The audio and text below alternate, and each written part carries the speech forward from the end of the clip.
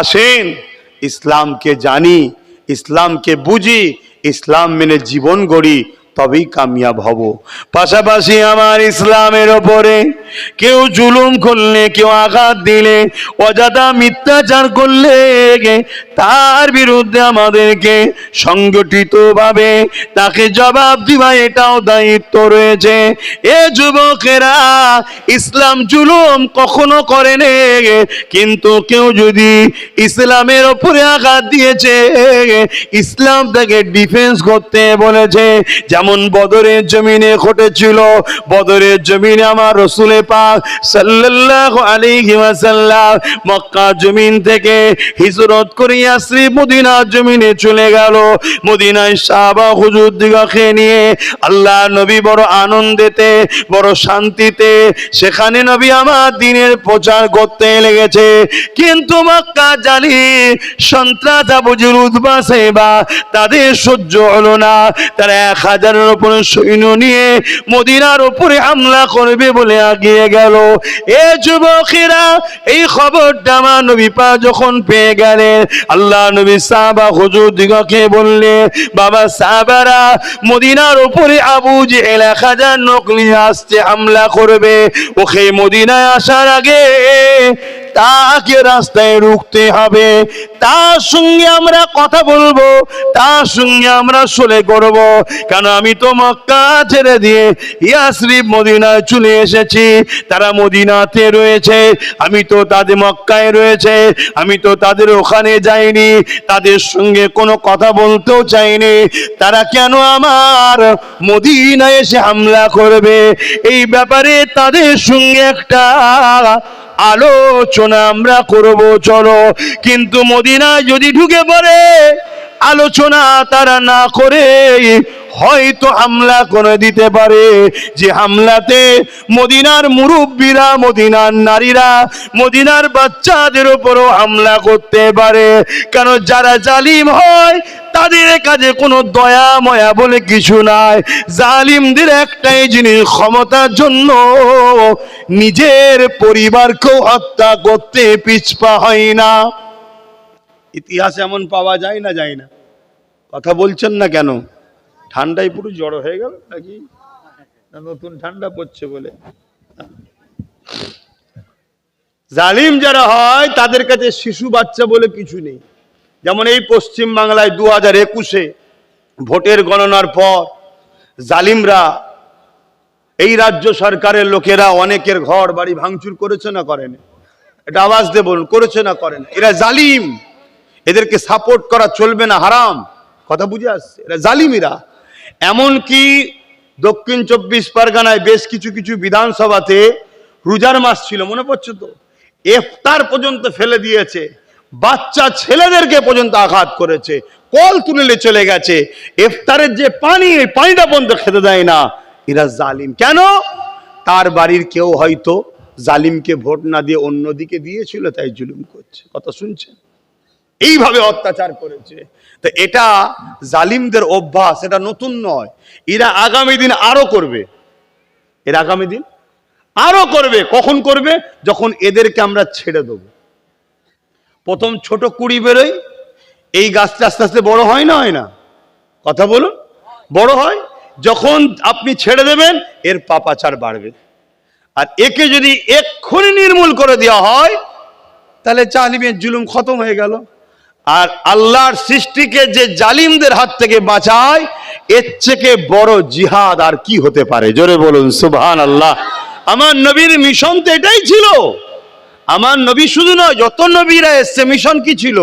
জালিমদের হাত থেকে আল্লাহর সৃষ্টিকে বাঁচানো। জোরে বলুন সুবহানাল্লাহ।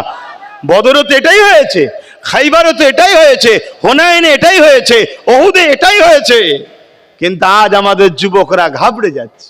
আমাদের যুবকরা বলছে, কি হবে ভাইজান, ওদের হাতে বোম আছে, ওদের হাতে বন্দুক আছে, ওদের হাতে মেশিন আছে, ওদের হাতে এই আছে। আরে ওটা কি হাতে দেখছি? বদরে জালিমদের হাতেই অস্ত্র ছিল। বদরে অস্ত্র কাদের হাতে ছিল? আরে কথা বলছে না তো। কিন্তু বিজয়টা কাদের হয়েছে? ঘাবড়াচ্ছ কেন? ঘাবড়াচ্ছ কেন?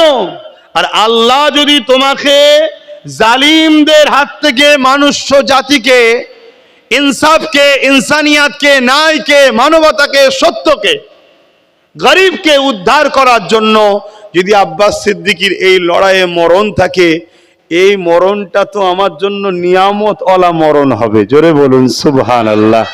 আমি মরবো না কথা বলে, বলতে লজ্জা লাগছে যে হুজুর মানুষ বলি কি করি, এটা তো চির সত্য। হুজুর তো কি হয়েছে, মরণ তো হবেই রে বাবা, ঠিক না বেটি?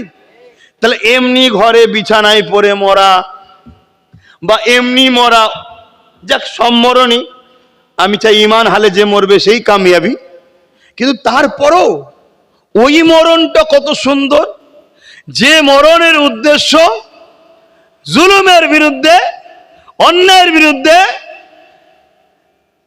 খুনের বিরুদ্ধে, নেশার বিরুদ্ধে, অত্যাচারের বিরুদ্ধে, মানবতার পক্ষে, ইনসাফের পক্ষে, এতিমের পক্ষে, বিধবার পক্ষে, মজলুমের পক্ষে, ন্যায়ের পক্ষে, সত্যের পক্ষে দাঁড়ানোর জন্য যে মরণটা হবে, ওই মরণটা তো আল্লাহর পক্ষ থেকে একটা নিয়ামত। জোরে বলুন সুবহানাল্লাহ।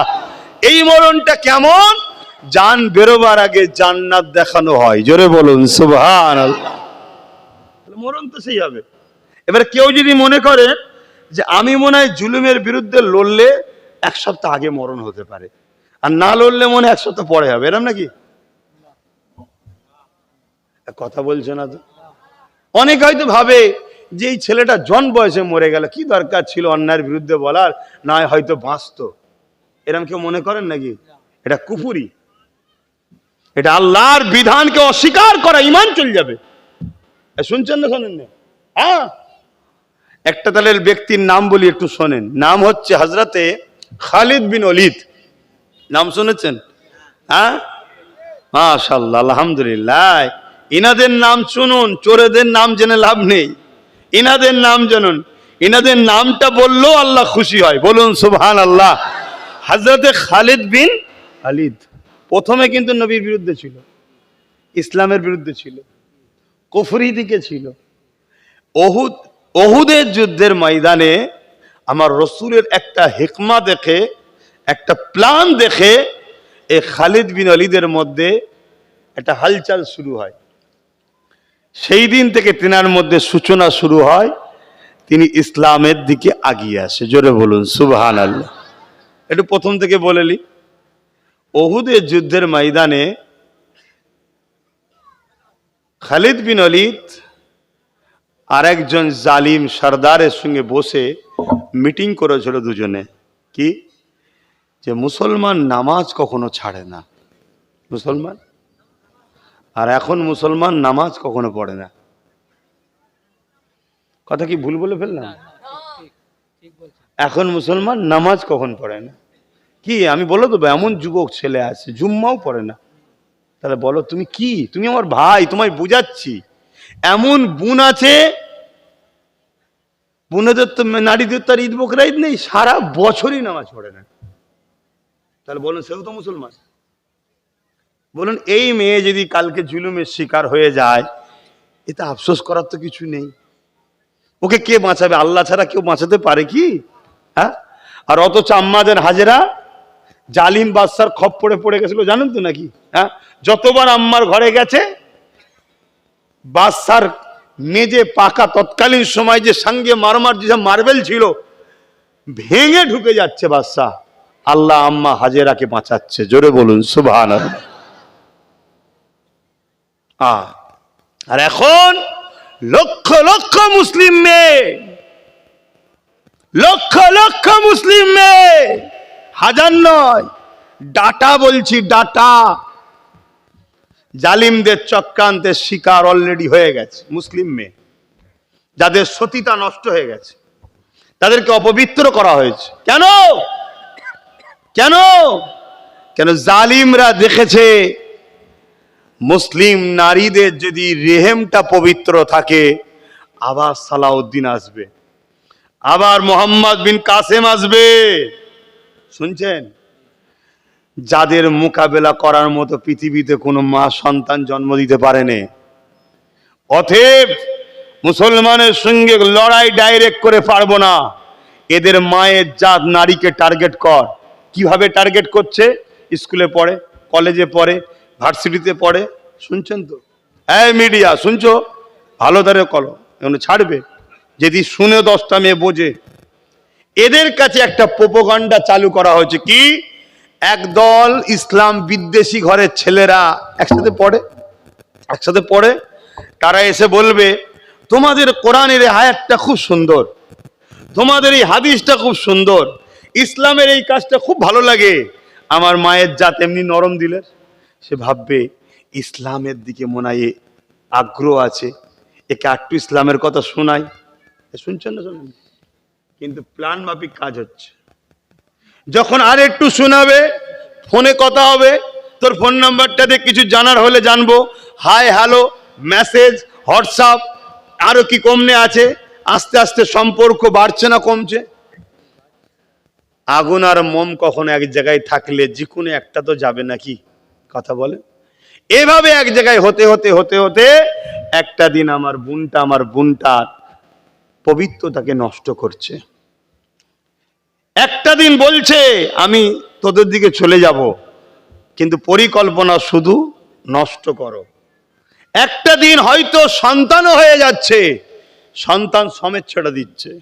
একটা দিন হয়তো সন্তান এসে যাচ্ছে, ওই অবস্থাতে ছেড়ে দিচ্ছে। বাপ আর মা কাউকে জানায়নি, তাড়াহুড়ো করে বেঁধে দিয়েছে। ওই সন্তান কিন্তু জমিনে আসছে। যে সন্তান মুসলিম ঘরে বড় হবে, সবাই জানবে মুসলমানের বাচ্চা, কিন্তু ওই সন্তান বড় হয়ে ইসলামের উপকারে আসবে না। আজকে যেসব মুসলিম এক একটা নেতা আছে দেখছেন না, শেষ করে ফেলছে। এই রকম প্রোটেকশন তৈরি হচ্ছে। এই কথা বুঝছেন না? বোঝেন না? কথা খারাপ হচ্ছে আমার, অজে অসুবিধা হচ্ছে নাকি? কি ও শুনবেন বাবারা, এই ওখান থেকে নবীর প্রেমে ঝাঁপ দিয়ে পড়ে গেছে, ওখানে চলে গেছে। হ্যাঁ, ওটাও শোনেন, মানা করছি নি, কিন্তু কি চলছে বাস্তবটা? সময়ের দাবি কি, সময় কি চাইছে, এটা একটু শোনো। এসেছি তোর আগে 3 বার, অনেক কাজ করেছি তো। তাহলে আজকে আমার প্রত্যেকটা বাপকে বলবো, আমার মা বোনের নারীর জাতেরা, আমার বোনেরা হয়তো এই কথা শুনে মনে দুঃখ পেতে পারে, কিছু করার নেই, কিছু করার নেই। তুমি একা ধ্বংস হচ্ছ তা নয়, তোমার ভুলের কারণে এই সমাজে এমন একটা বিস্ফোরা সন্তান আসছে যার দ্বারা ইসলাম সমাজটা পুরো ক্ষতি হচ্ছে। সে বড় হয়ে হয় ক্রিমিনাল হচ্ছে, আর নাই চরিত্রহীন। তো আমাদের নয়, সে কথা বুঝে আসছে না? নাই, আমি আর খুলে বলতে পারছি না তো। তাহলে বদলাম হেডলাইনে কি হবে? মুসলমান দেখো কি, সেই বদলাম আমাদের হচ্ছে। এইভাবে ইসলামের ঘরের বেটিগুলোকে টার্গেট করা হয়েছে, শুনছেন? তাই আমি প্রত্যেকটা বাপকে বলবো, পড়াতে হবে। পড়াতে আমি নিষেধ করছি না, সাথে করে নিয়ে যাও, সাথে করে নিয়ে আসো। ফোন দাও ছোট ডিব্বা, শুধু খোঁজ লিবার, মা কোথায়, তুই কোথায়, যাবো এক্ষুনি। এই শুনছেন না? শোনেন না? এটা আমার বোনেরা কষ্ট পেলেও পেতে পারে, কিন্তু জাহান্নামের হাত থেকে বাঁচাবার রাস্তা দেখাচ্ছি বোনগুলোকে। শুনছেন না? শোনেন না? আর যখন তখন তার ফোনকে 2 দিন 3 দিনের জন্য নিয়ে নাও। কোথা থেকে ফোন আসছে, কি ব্যাপার দেখো। একটা পুরুষের গায়ে পুরো ছিঁড়া জামার মতো যদি দাগ লেগে যায়, কিচ্ছু যায় আসে না। ও নিজে পাপী, সমাজের কোনো ক্ষতি হবে না। আপনার মুখে চুনকালি কিছুক্ষণ লাগলেও লোক ভুলে যাবে। কিন্তু একটা মা যদি, আমার মায়ের জাত নারী যদি রেহেম অপবিত্র হয়ে যায়, এমন বিস্ফোরা জন্মাবে, ইসলামের তো দুশ্মন হবে। হক্কানি আলেমরা যখন ইসলামের বিরুদ্ধে বলবে, ও তখন দাঁড়িয়ে গিয়ে বলবে তোমার ওয়াজ বন্ধ করো, এখানে সমাজ চলবে না, আমার নেতা নেত্রীর কথা চলবে, অন্য কারো কথা চলবে না। এমন মুসলমান আছে না নাই? হ্যাঁ, এইসব বিস্ফোরা কথা বুঝে আসছে না? নাই, এদের মুখ থেকে কখনো শুনতে পাবেন না, এদের মুখ থেকে কখনো শুনতে পাবেন না যে কোরআন শেষ হয়ে যাবে বললো এটা অন্যায় করেছে, এটা বলবে না। আর আমরা যখন বলবো যে কোরআন শেষ করবে বলেছে, সে শয়তান বদমাইশ, তার সাথ দিসনি, তোর ইমান চলে যাবে, তখন আমাদের সমালোচনা করবে। এই কথা বুঝছেন না? বোঝেন না? কিচ্ছু করার নেই বাপ, দিনটা অনেক কষ্ট করে এসেছে। এই দিনটাকে, আমার ছেলে গান শুনেছে, আমার ছেলে যাত্রায় গেছে, আমার মেয়ে টিভি দেখে ফেলেছে, আমার মেয়ে গান শুনে ফেলেছে, ওটা কিছুক্ষণের জন্য গুনাহ করেছে, তওবা করলে মাফ হয়ে যাবে। শুনছেন তো নাকি? কিন্তু গোড়া যদি গন্ডগোল হয়ে যায়, গোড়া যদি গন্ডগোল হয়ে যায়, তাহলে কি হবে? বাবেরা, নওজওয়ানেরা, হযরত খালিদ বিন ওয়ালিদ এমন করে ইসলাম কবুল করে নিল। সময় বড় কম কেন, তাবারুক রয়েছে। এ যুবকেরা, খালিদ বিন ওয়ালিদ ইসলাম কবুল করে নিয়ে রোমদের বিরুদ্ধে লড়াই করতে যাচ্ছে। 3000 সৈন্য রয়েছে নবী সাহাবাদের, কত? আর রোমদের রয়েছে 2 লক্ষ। এই 2 লক্ষ সেনার বিরুদ্ধে 3000 সৈন্য পাঠিয়েছে। 3 জন সেপাসালার রসুল তৈরি করে দিয়েছিলেন। 3 জন শহীদ হয়ে যাবার পর হযরতে খালিদ বিন ওয়ালিদ ইসলামের ঝান্ডাকে হাতে তুলে নিয়ে হুজুর আমার জালিমের বিরুদ্ধে লড়াই করতে লেগেছে। এই লড়াইয়ের রণকৌশল এত ছিল, 3000-এর সামনে 2 লক্ষ টিকে থাকতে পারল না। এ নওজওয়ানে খালিদ বিন ওয়ালিদ জীবনে 120 থেকে 25টা লড়াই করেছিল। গরিবের পক্ষে, ইনসাফের পক্ষে, মানবতার পক্ষে, মজলুমের পক্ষে, অসহায়ের পক্ষে, সত্যের পক্ষে। এ যুবকেরা, খালিদ বিন ওয়ালিদ মিথ্যার বিরুদ্ধে, অন্যায়ের বিরুদ্ধে, জালিমের বিরুদ্ধে 120টাকে 25টা লড়াই করেছিল। প্রতিটা লড়াইয়ে খালিদ বিন ওয়ালিদের নেতৃত্বে আল্লাহ পাক বিজয় দিয়ে দিয়েছিলেন। এই খালিদ বিন ওয়ালিদ একদিন বিছানাতে শুয়ে আছে, ইন্তেকালের সময় ঘনিয়ে এসেছে। খালিদ বিন ওয়ালিদ চোখ ভরা পানি নিয়ে কাঁদে, আর স্ত্রী পাশে বসে রয়েছে। কি কষ্ট হচ্ছে আপনার, কেন কাঁদছেন? খালিদ বিন ওয়ালিদ বলছে, আমি চলে যাব, আমার যাবার সময় হয়ে এসেছে, আমি এজন্য কাঁদছি। আমি 120 থেকে 25টা লড়াই করেছি। প্রতিটা লড়াইয়ে যাবার সময়ে আল্লাহর কাছে দোয়া করতাম, আল্লাহ আমি যেন হকের জন্য লড়তে লড়তে শহীদ হয়ে যায়, আমি যেন মানবতার জন্য লড়তে লড়তে শহীদ হয়ে যায়, আমি যেন ইনসাফের জন্য লড়তে লড়তে শহীদ হয়ে যায়। আয় আল্লাহ, আপনার জন্য, আপনার হাবিবের জন্য, দ্বীনের জন্য লড়তে লড়তে জালিমদের আঘাতে আমি যেন শহীদ হয়ে যায়। আমার প্রাণের স্ত্রী রে, আমার শরীরে এমন কোনো জায়গা নাই যেখানে বল্লমের দাগ নাই, তরোয়ালের দাগ নাই, তীরের দাগ নাই। আমার শরীরে হাজারো আঘাত লেগেছে, কিন্তু আমি শহীদ হলাম না, জালিমদের আঘাতে শহীদ হলাম না। প্রতিটা লড়াইয়ে বিজয় পেয়ে গেলাম। আজ আমি বিছানায় শুয়ে শুয়ে ইন্তেকাল করছি, আমি খালিদ শহীদ হতে পারলাম না, এই জন্য আমি মনের দুঃখে কাঁদছি। স্ত্রী সান্ত্বনা দিয়ে বলছে, কে আছে দুনিয়া জমিনে আপনাকে শহীদ করতে পারবে? কেন আপনার নাম হলো সাইফুল্লাহ, আল্লাহ তরোয়াল। কে আছে জমিনের উপরে আল্লাহ তরোয়ালকে ভেঙে দিতে পারবে? এই আল্লাহ তার তরোয়ালকে ভাঙতে দেয়নি।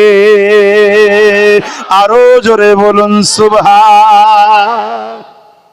এ যুবক, তোমরা ওঠো, দাঁড়াও, তোমাদের অপেক্ষায় আছে হাজার হাজার মজলুমরা, হাজার হাজার মজলুম তোমাদের অপেক্ষায় আছে। তোমরা জাগলে হাজার হাজার লাখো কোটি, তাদের ধর্ম আলাদা হতে পারে, তারাও তোমাদের মুখের দিকে তাকিয়ে আছে, তারাও তোমাদের কাছে আসবে। তোমরাই পারো মানুষের চোখের পানি মুছতে, তোমরাই পারো মানুষের মুখে হাসি ফুটাতে, তোমরাই পারো এই সমাজে ন্যায় প্রতিষ্ঠিত করতে। তোমরাই তো খালিদ বিন ওয়ালিদের উত্তরসূরি, তোমরাই তো মোহাম্মদ বিন কাসেমের উত্তরসূরি।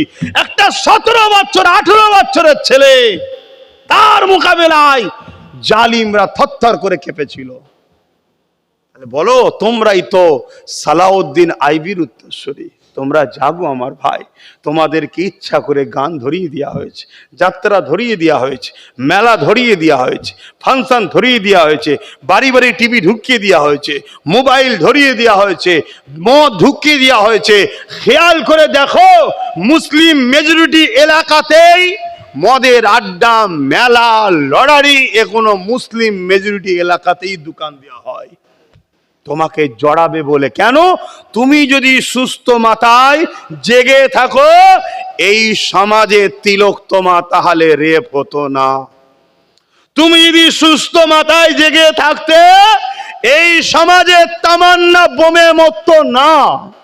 তুমি আজকে ঘুমিয়ে ঘুমিয়ে তাদের হাতের পুতুল হয়ে আছো বলেই তো তামান্না ছোট্ট বাচ্চা বোমের আঘাতে গেল, তিলোত্তমা মানুষের সেবা করছে, রাত জেগে অপারেশন করছে, তাকে রেপ হয়ে চোখ দিয়ে খুন বেরিয়ে মারা গেল। আজ ইনসাফ হলো না কেন? মাথায় যে বসে আছে সেও বদমাইশ, এখানে বসে আছে সেও চিটিংবাজ, সব মিলেমিশে আছে। কথা কি কষ্ট লাগছে নাকি? একদম সাচ কথা বলে যাচ্ছি। যদি নিতে না পারো তাহলে বাপ আমার কিছু করার নেই, সমস্যা অন্য জায়গায়। আবারও কাছে আমি কথা বাড়াচ্ছি না। সালাম দানিয়া নবী।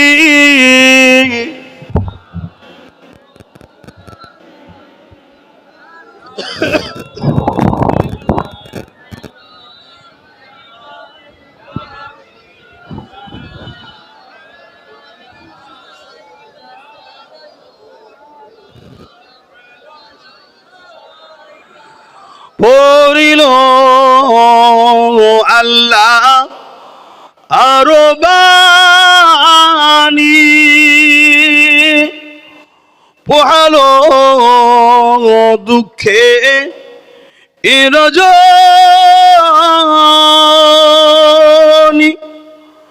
হইল জগৎ অনুরানী, আমিনার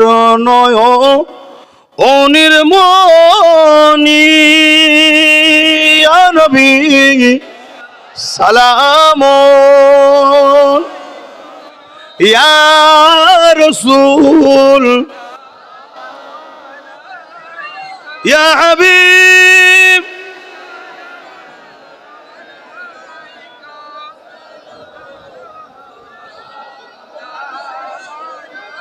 ইয়া নবী নাম ও পিয়ারা, ইয়া রাসূল নাম ও পিয়ারা,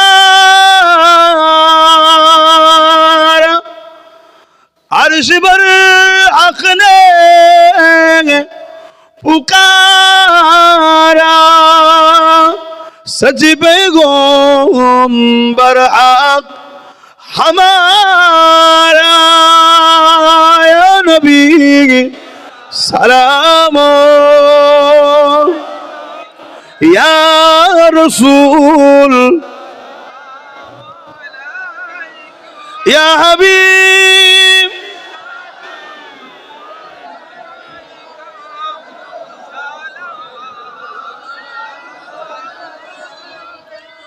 কঠিন হাসরের দিনে কি আছে মোদের কপালে, গুনাহগার উম্মাহ আত আপনার লইবেন সঙ্গে মাশরে, নবী সালাম ইয়া রাসূল ইয়া হাবিব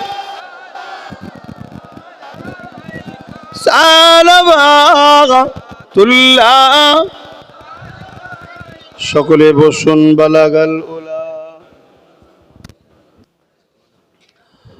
আমার মাফিজুল মন্ডল ভাই কে আছেন? কে আছেন? মাহফিজুল মন্ডল ভাই, এই গ্রামে বাড়ি, মসজিদের পিছনে।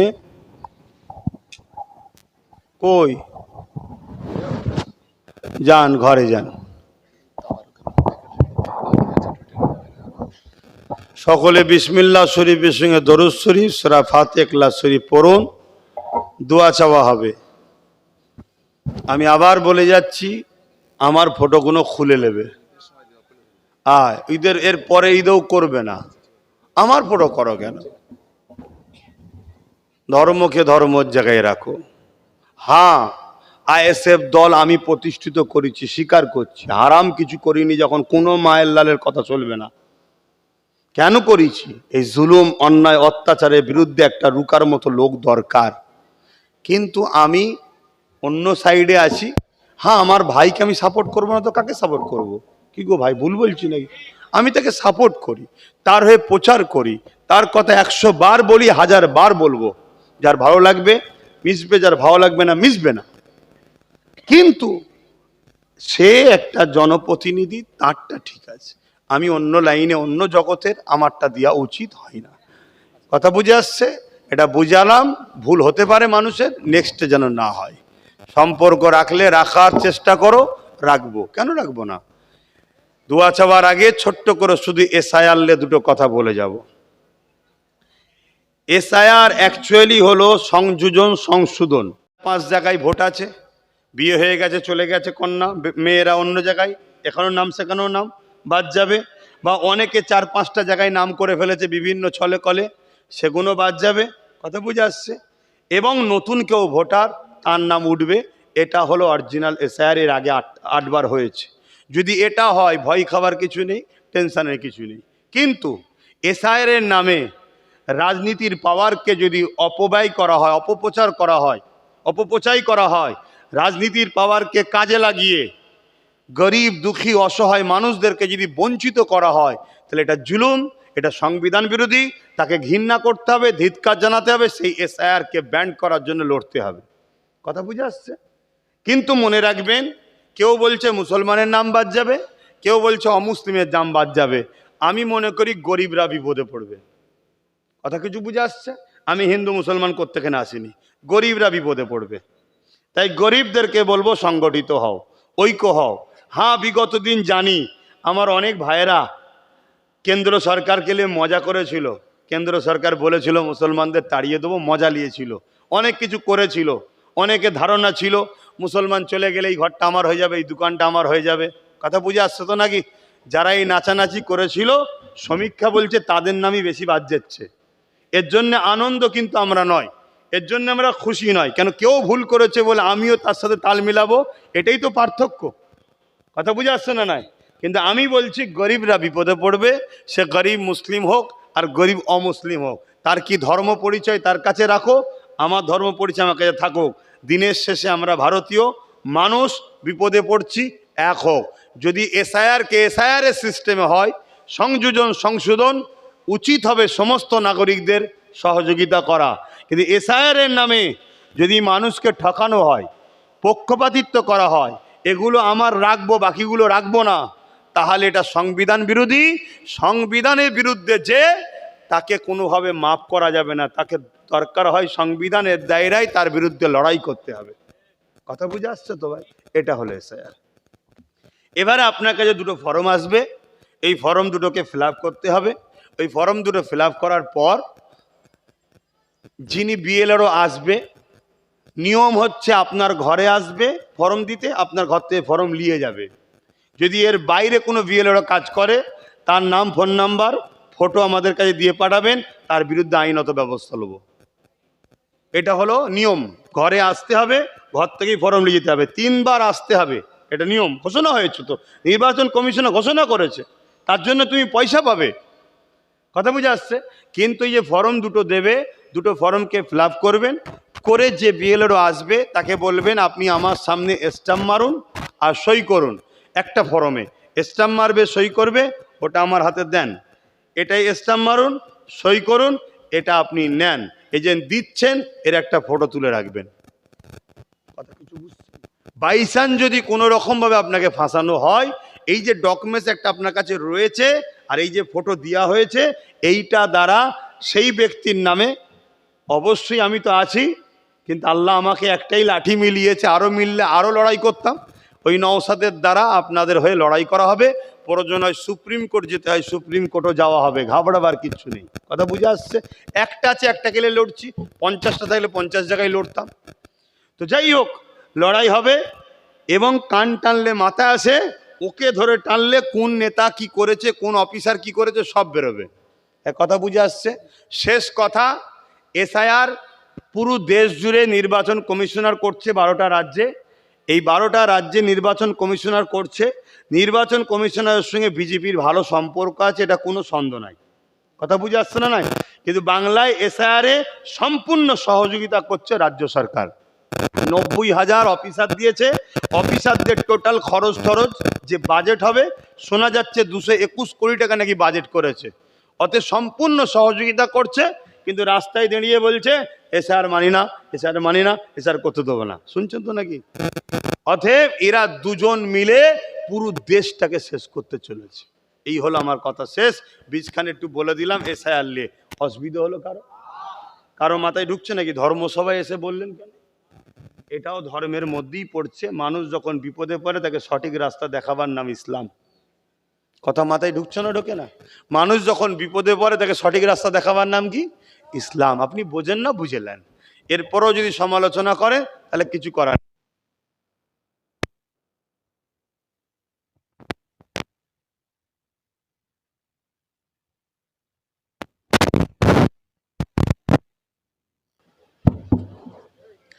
বাবা মার সংক্ষেপ করছি।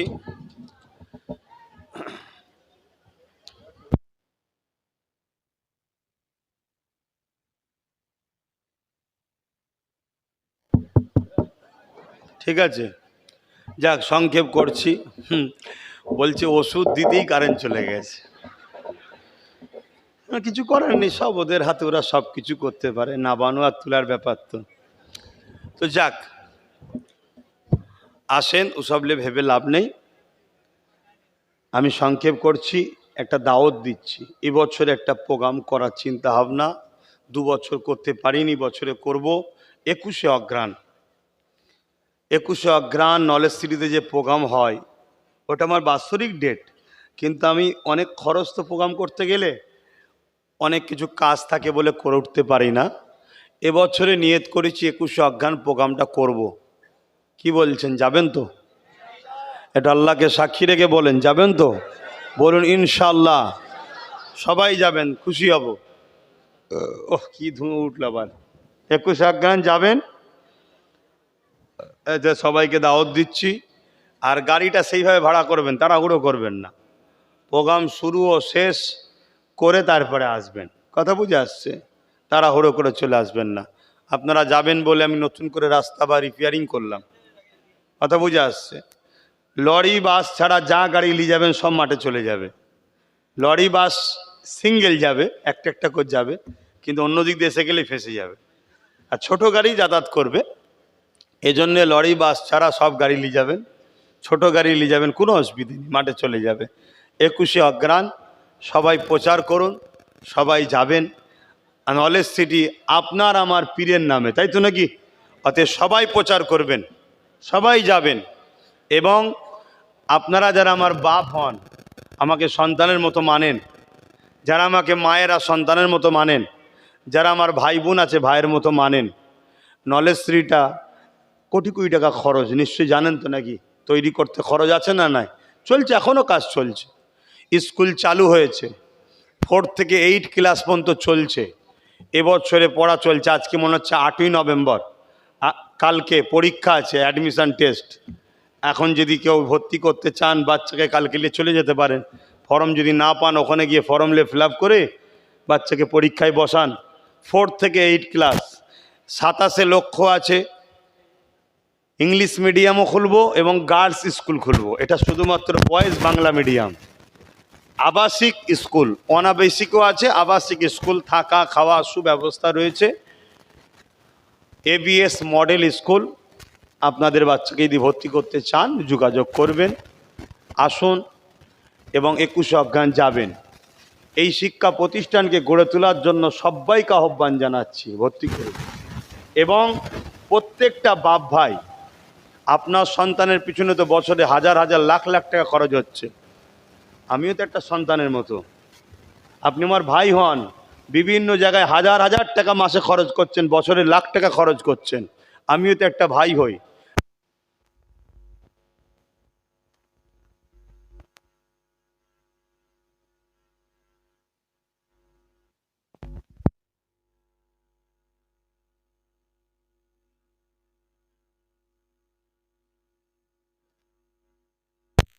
এরা আমার পাশে সই থাকবে। 2025 সাল, 2026 আবার 1000, 2027 1000, 2028 1000। আবার মা বোনেরা 500 কোটি টাকা নিজের স্বামী, নিজের ছেলে, নিজের ভাইরাতে দিয়ে পাঠাবে। 21 অগ্রাণও যাবে, বা যে কোনো শুক্রবার দরবারে গিয়ে আমার ডাইরেক্ট হাতে করতে পারেন। কিন্তু প্রত্যেকের কাছে আমার আশা এই বইটা করবে। আপনি বছরে 1000 টাকা দিলে আপনার কিছু যায় আসবে না, অসুবিধা হবে? গরিব হয়ে যাবে? কিন্তু এখানে দেখুন এতগুলো লোক সবাই যদি বছরে 1000 কোটি টাকা দিই, অনেকটা টাকা হবে না? কিন্তু আপনার 1000 সবাই দিলে অনেকটা টাকা। একটা বিল্ডিং করতে কোটি কোটি টাকা খরচ। একটা 11,000 স্কয়ার ফুটের ইংলিশ মিডিয়াম স্কুল করছি, 4 তলা কমপ্লিট করতে 12 কোটি টাকা খরচ। আপনি ভাবতে পারছেন? সবাই মিলে দিলে কারো গায়ে লাগবে? এটা ভাবুন। আপনি আমার সাথ দেন, কাল নার্সিং কলেজ হবে, আপনার মেয়েরা নার্স নিয়ে পড়বে, পড়া দরকার নারীদের। নার্স না হলে আবার অন্য নারীদের যখন ডেলিভারি হবে সেখানে সেফটি সিকিউরিটি পাবেন না, ডাক্তারি শিখবে।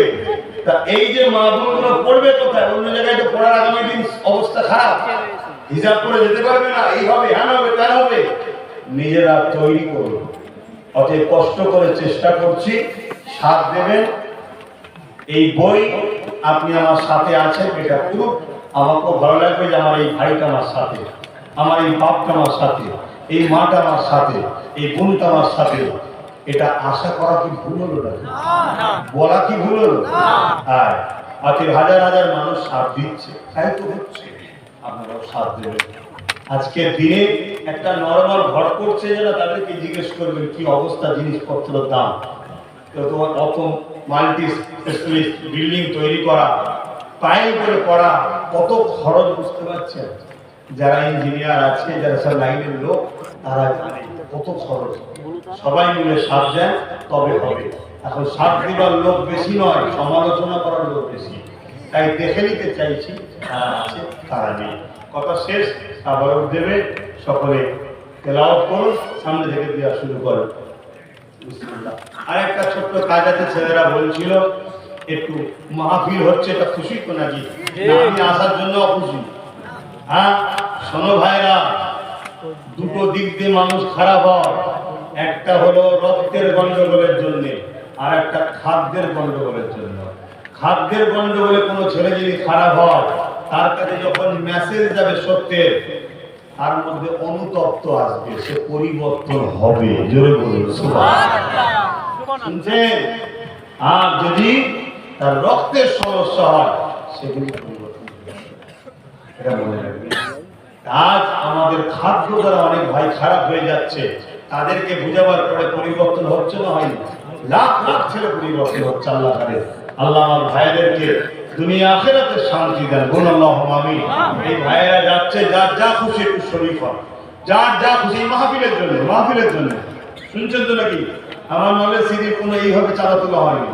ওই আপনি বাৎসরিক দাতা হবে, নিজের হাতে বই নিয়ে যাবেন, বা নিজের ছেলে মেয়ের হাতে দেবেন, নিজের বাপের হাতে দেবেন।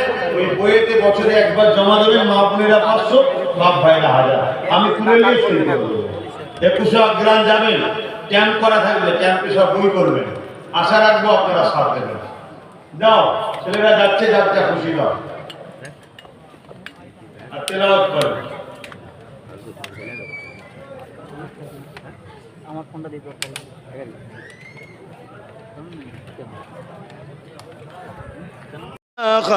ইল্লাল্লাহ, লা ইলাহা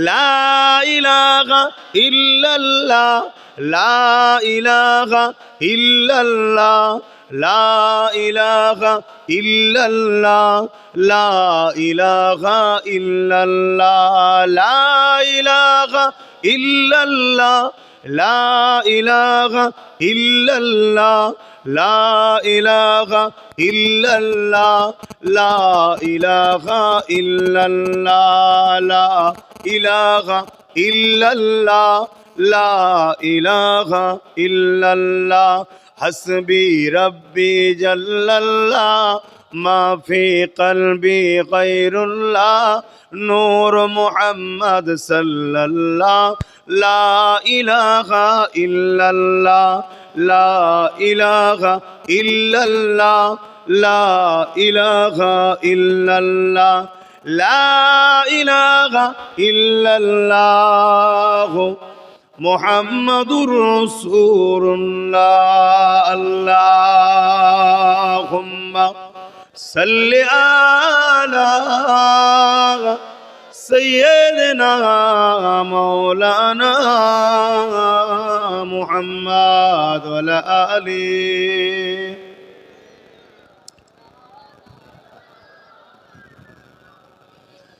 وقال الله تعالى في كلام المسيح والفرقان الحميد، ما آتاكم الرسول فخذوه وما نهاكم عنه فانتهوا. قال رسول الله صلى الله عليه وسلم، من أحب لله وأبغض لله وعطى لله ومنع لله فقد استكمل الإيمان. উপস্থিত হাজিরানে মজলিস, আমার আব্বা জানেরা, আমার নওজোয়ান তরুণেরা, যুবকেরা, ছোট ছোট বাচ্চারা, সম্মানীয় উলামা হযরত, হাফিজে কোরআন, ইমাম সাহেবগণেরা, দূর দূরান্তে অবস্থিতা আমাদেরই সকলের মা ও বোনেরা, আল্লাহ দরবারে শুকরিয়া। প্রতি বছরের না এবছরও ফিতনা ফাসাদ দুনিয়া ভরা, জুলুম অন্যায় অত্যাচারে দুনিয়া ভরা, অভাব অনটনের জীবন মধ্যে দিয়েও দ্বীনি আলোচনার মাহফিল, কোরআন সুন্নাহর আলোচনার মাহফিল, আহলে সুন্নাত ওয়াল জামাআতের আকীদার আলোচনার মাহফিল আমরা এবছরও আল্লাহ আমাদের দ্বারা করিয়ে নিচ্ছেন। তাই সকলে শুকরিয়া আদায় করে বলি আলহামদুলিল্লাহ। পাশাপাশি এরকম একটা মজলিসে আল্লাহ আমাদেরকে আসতে দিয়েছেন, বসতে দিয়েছেন, এবং আমার মতো অধম গুনাহগারকে আল্লাহ মেম্বারে নববী শরীফে বসা তৌফিক দিয়েছেন। এটা তৈরি করেছি আমরা, এটা কোনো স্টেজ না, এটা মেম্বার শরীফ। তো আল্লাহর দরবারে আমরা সকলেই শুকরিয়া আদায় করে বলি আলহামদুলিল্লাহ। ইসলাম আমাদের ধর্মের নাম। আলহামদুলিল্লাহ, আমরা ইসলাম ধর্মের অনুসারী। এই কায়নাতে অনেক ধর্ম আছে, এই পৃথিবীতে অনেক ধর্ম আছে। যার বিশ্বাস, যার আস্থা, যার ভক্তি, যার ভালোবাসা, যার প্রেম তার কাছে। এ নিয়ে আমার কোনো পক্ষে বিপক্ষে কোনো কথা নাই, কারণ ইসলাম অন্যের ধর্মের বিষয়ে সমালোচনা, আঘাত দিতে নিষেধ করেছে। কিন্তু আমরা আমাদের ধর্ম নিয়ে বড় খুশি আনন্দে থাকি, আমাদের পেয়ে আমরা বড় গর্বিত। আমরা কখনো কারো নিয়ে আলোচনা সমালোচনা করি না, কিন্তু বারবার দেখেছি এই পৃথিবীতে এক শ্রেণীর মানুষ ইসলামকে বারবার আঘাত দেয়, কোরআনকে আঘাত দেয়, আল্লাহর শানে গুস্তাখি করে, রাসূলের শানে বেয়াদবি গুস্তাখি করার চেষ্টা করে। একটাই কারণ, ইসলাম সত্য, তাই জোরে বলুন সুবহানাল্লাহ। কেন তাদের আঘাত? তাদের ইসলামের বিরুদ্ধে যে মিথ্যাচার, এটা কখনোই টেকে না। কিন্তু যুগে যুগে এই এক শ্রেণীর মানুষ আঘাত দিয়ে আসছে। আমরা শুনেছি আমেরিকাতে ইসলামকে মিটাবার চেষ্টা হয়েছে, ইনোসেন্স অফ মুসলিম ফিল্ম বার করেছে, আমেরিকাতে মুসলমানদের ভিসা বন্ধ করেছে। তারপরেই দেখা গেছে ওই আমেরিকাতেই এবং ইউরোপ দুনিয়া, শুধু আমেরিকা নয়, আমরা যেমন এশিয়া মহাদেশ, ইউরোপ দুনিয়া বলছে আগামী 40-45-এর মধ্যে সংখ্যা গুরু হবে ইসলাম। জোরে বলুন সুবহানাল্লাহ। আমরা দেখেছি ফ্রান্সে প্রফেট মুহাম্মদ সাল্লাল্লাহু আলাইহি সাল্লামের এটা কার্টুন তৈরি করে বলেছে এটা মুহাম্মদ। কেন আমার নবীর কোনো ফটো নেই, কোনো ভাষ্যকর নেই, আর যারা বানাচ্ছে তারা কখনো আমার রসুলকে দেখেও নেই। একটা কিছু তৈরি করে বলেছে এটা মুহাম্মদ সাল্লাল্লাহু আলাইহি সাল্লাম, ওতে আমার নবীর কিছু যায় আসে না, কিন্তু তারা বারবার আমার রসুলের উপরে আঘাত দিবার চেষ্টা করেছে। যারা আঘাত দিচ্ছে তারা কারা, আর ইসলামের উপরে আঘাত দিচ্ছে কেন, এটা আমাদের জানার বিষয়। তা পুরো পৃথিবীতে ইসলাম বিদ্বেষী চলছিল, সেই হাওয়া আজ আমার ভারতবর্ষেও শুরু হয়েছে। আমরা ভারতবর্ষে বিগত কয়েক বছর ধরে দেখছি একটা ইসলাম ও মুসলিম বিদ্বেষী যেন একটা প্রোপাগান্ডা চালু হচ্ছে সব জায়গাতে, সব জায়গাতে একটা ইসলাম ও মুসলিম বিদ্বেষী যেন একটা হাওয়া উঠেছে। আর আজকে সেই ভারতবর্ষের পশ্চিম বাংলাও সেই হাওয়া থেকে বাদ নাই। আমরা দেখেছি এই ভারতবর্ষে মদের দোকান দিনকে দিন বাড়ছে, কিন্তু মসজিদগুলো ভেঙে দেওয়া হচ্ছে। আমরা দেখছি এই ভারতবর্ষে পতিতালয় বাড়ছে, মাদ্রাসা ভেঙে দেওয়া হচ্ছে। অথচ এই ভারতবর্ষের খবর পাকিস্তানকে যারা সাপ্লাই করে তাদের মধ্যে নুন, আটাতে নুন দেওয়া বড় বড় কোনো মুসলমান নাই, এরপরও মুসলমানকে বারবার জঙ্গি, আতঙ্কবাদ, দেশদ্রোহী শুনতে হয়। আমার অজের ধারা বুঝতে পারছেন তো? হ্যাঁ, নামাজ, রোজা, দাঁড়ি, টুপির অনেক অজ হয়েছে, আবার হবে। কল্লা থাকলে টুপি পড়বেন, মসজিদ থাকলে নামাজ পড়বেন। কথা বুঝে আসছে তো নাকি? এখন এই অজ দরকার আছে, তাই একটু আলোচনা করছি। না আপনারা বেশি বুঝছেন নাকি? আমার স্বাধীনতা আছে তো নাকি? তো এই জায়গায় দেখছি আমার ভারতবর্ষে যারা যুগে যুগে নারীদেরকে নারীবাদীর নামে ভোগ করে, শোষণ করে, তারাই আজকে ইসলামের নারীদের পর্দার বিষয় নিয়ে, হিজাব নিয়ে বারবার আঘাত দিচ্ছে। যাদের কাছে নিজেদের বেটিরা সুরক্ষিত নয়, তারা আজকে মুসলমানদের পর্দা নিয়ে আলোচনা করছে। বড় হাস্যকর বিষয়, কিন্তু দুঃখের বিষয়, তারা আলোচনা করার পরও পার পেয়ে যাচ্ছে। কেন? তাদের হাতে পাওয়ার আছে। আমরা ন্যায়ের পক্ষে থাকার পরও মার খাচ্ছি। কেন? আমরা নিজেদের পায়ে কুরুল নিজেরাই মেরে দিয়েছি। যেমন রিসেন্ট কিছুদিন আগে উত্তরপ্রদেশে আই লাভ মোহাম্মদ সাল্লাল্লাহু আলাইহি ওয়াসাল্লাম ব্যানার লিখার জন্য ওই এলাকার কিছু প্রশাসন ও হুকুমতের বুকে অ্যালার্জি ধরেছে, ব্যথা হয়েছে। একজন লিখেছে আমি মোহাম্মদ সাল্লাল্লাহু আলাইহি ওয়াসাল্লামকে ভালোবাসি। কেউ লিখতে পারে আমি মোদিকে ভালোবাসি, কেউ লিখতে পারে আমি মমতাকে ভালোবাসি। তার ভালোবাসা যদি হয় ভালো, লিখতেই পারে, সমস্যা কিসে? দেশ সবাইকে ইজাজত দিয়েছে। কিন্তু দুঃখের বিষয়, চোর প্রতারণাদের ভালোবাসি বলাটা এরা দেশে কোনো অসুবিধে নয়। দোনো জাহানের সুলতান মোহাম্মদ সাল্লাল্লাহু আলাইহি ওয়াসাল্লাম তো ইনসাফের নাম, ইনসানিয়াতের নাম, মানবতার নাম, প্রেমের নাম, ভ্রাতৃত্বের নাম, একতার নাম, ঐক্যের নাম, খোদার্থ মানুষকে খানা খাওয়াবার নাম হলো প্রফেট মোহাম্মদ রসুল। জোরে বলুন সুবহানাল্লাহ। নারীদের অধিকার দিবার নাম হলো মোহাম্মদ রসুল। জোরে বলুন সুবহানাল্লাহ। মা বাপের মর্যাদার নাম দিবার নাম হলো মোহাম্মদ রসুল। এক কথায় দাসত্ব প্রথাকে ভেঙে দিয়ে মানুষ জাতিকে আজাদ করে মহান স্রষ্টার সঙ্গে কানেকশন গড়েছেন যিনি, তিনি হলেন মুহাম্মাদুর রাসূল। জোরে বলুন সুবহানাল্লাহ। আজকে এই অসভ্যতা, বর্বরতা, জিহালাতের সমাজে মুহাম্মদ রাসূলকে ভালোবাসি লিখলে জাহেলদের বুকে ব্যথা হয়। কারণ কিন্তু ওদের দোষ নয়, কারণ আমাদের দোষ। কারণ আমাদেরকে আল্লাহ যে ডিউটি দিয়েছে, এ ডিউটি ছেড়ে দিয়ে আমরা অজ্ঞ, মূর্খ, জাহেল, চরিত্রহীন, সমাজ বিরোধী, রেপিস্ট, অত্যাচারীদের দালাল হয়ে গেছি। ভাষাটা খারাপ লাগলো নাকি? কিছু করার নেই বাপ, একটু বললেও যদি শুধরাই, তাই একটু বলছি। কিন্তু রোগ হলে তো মেডিসিন দিতে হবে না। আল্লাহ আমাদেরকে খলিফা করে পাঠিয়েছে, প্রতিনিধিত্ব করার জন্য দুনিয়ায় পাঠিয়েছে। আল্লাহ আমাদেরকে দুটো কাজ দিয়েছে।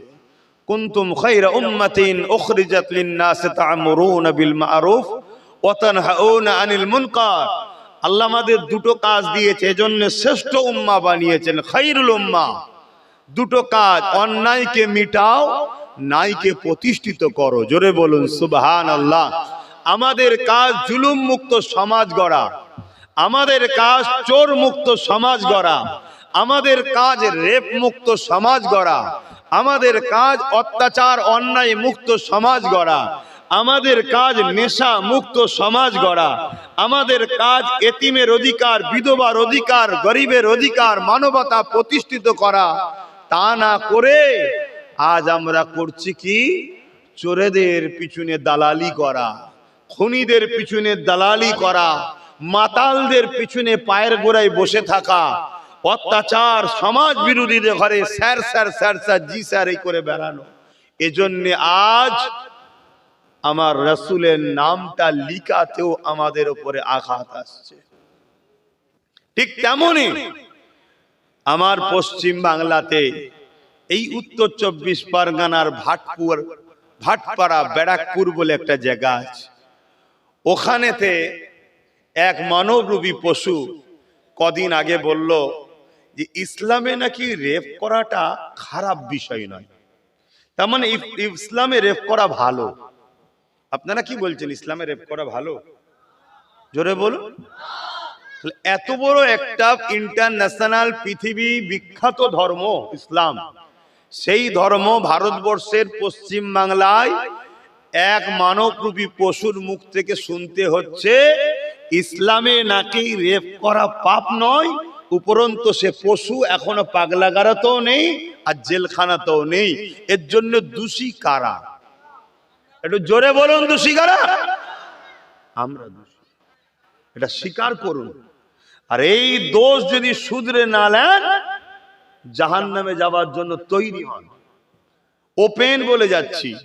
আবার আমি ওপেন কথা বলি বলে অনেকের আবার অ্যালার্জি হয় মুসলিম উলামাদের মধ্যে, যে কে জান্নাতে যাবে কে জাহান্নামে যাবে আল্লাহ জানে। আল্লাহ তো সবই জানে, তাহলে কোরআন পাঠালো কেন? আল্লাহ জানাবে বলেই তো। হাদিস রাসূল পাক সাল্লাল্লাহু আলাইহি ওয়াসাল্লাম কেন আসলেন? জানাবে বলেই তো। আজকে জমি চলে গেলে মারপিট হয়, চাকরি চলে গেলে মারপিট হয়, আজকে এসআইয়ের জন্য সব পাগল। আরে খোদার যদি মার শুরু হয়, তোমার কাগজ থাকার পরেও তোমাকে শেষ করে দেওয়া হবে। যদি বাবরি মসজিদের কাগজ থাকার পরেও যদি মসজিদ আমরা না পাই, তোমার মতে একটা ব্যক্তির কাগজ নিয়ে তুমি কি করবে? যে বাবরিকে ভারতবর্ষে 40 কোটি মানুষ অ্যাকসেপ্ট করে এবং অমুসলিমদের মধ্যে থেকে আরো 60 কোটি মানুষ বাবরি মসজিদের পক্ষে ছিল। শুধু মুসলমান যে ইনসাফ করেন তা নয়, এদেশে আরো 40 কোটি মানুষ আছে যারা, আর 60 কোটি মানুষ আছে অমুসলিম যারা ইনসাফ পরায়ণ।